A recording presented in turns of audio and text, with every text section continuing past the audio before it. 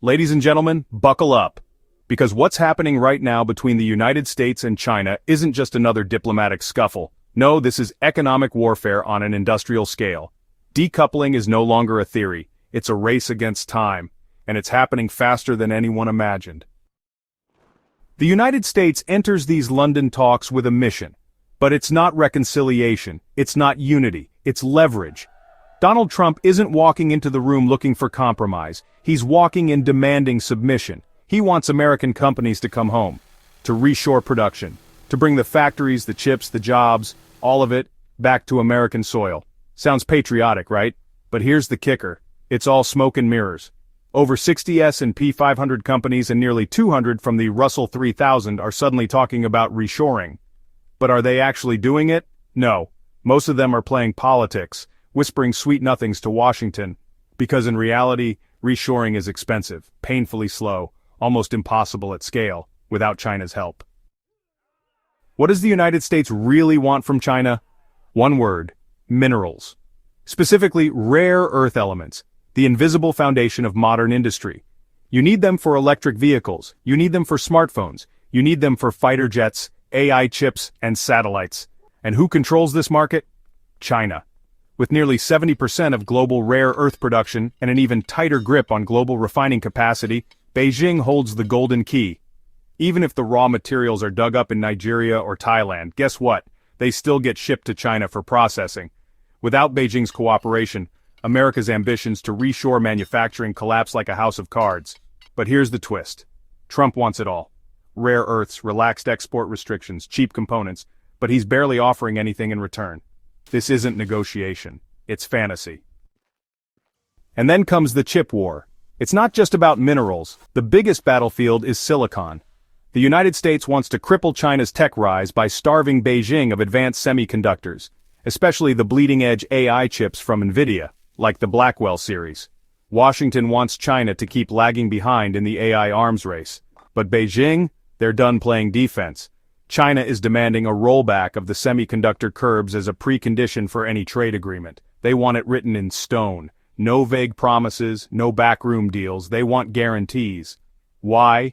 Because they've learned. They've been burned before. And now, they want revenge. Or, at the very least, reciprocity.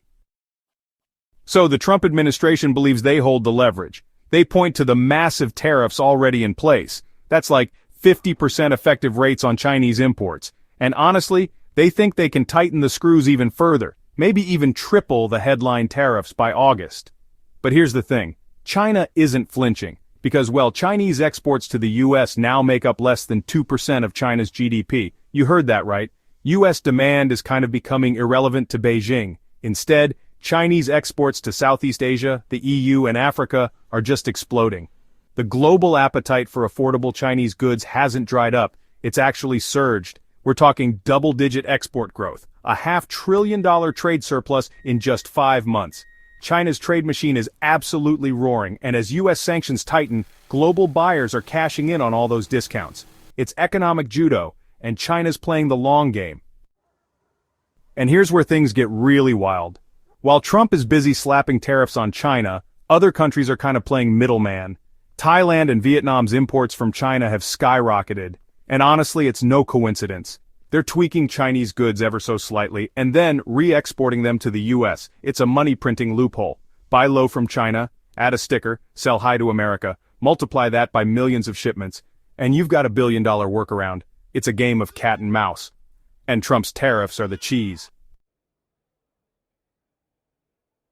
Meanwhile, back in the silicon trenches, the US still doesn't get it.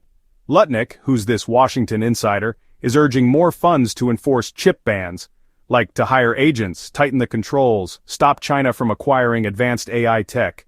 But here's the irony. The US isn't putting serious money into domestic fabs. They're enforcing bans, not building capacity, and while they do that, Huawei is back. Yes, Huawei. The Chinese tech giant has begun producing its own advanced chips. The 910 series. Early reports suggest they'll churn out over 800,000 units this year. Not 200,000, not 300,000, 800,000.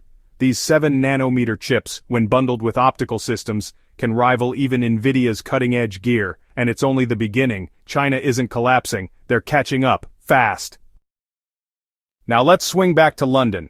When asked about the talks, Trump offers his usual optimism. We're doing very well with China, it's early, I'm getting good reports. But here's the truth. His own team is sweating bullets behind the scenes. Because deep down, they know what you now know. China holds all the cards.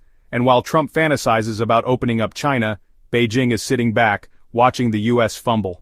Every demand the US makes is met with a shrug from China, and a counter-demand that cuts straight to America's industrial core.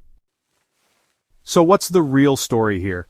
This is more than a trade war, it's a geopolitical divorce. The global supply chain is being redrawn. The age of cheap, seamless trade is over. We're entering a world of economic blocks, of resource nationalism, of tech bifurcation.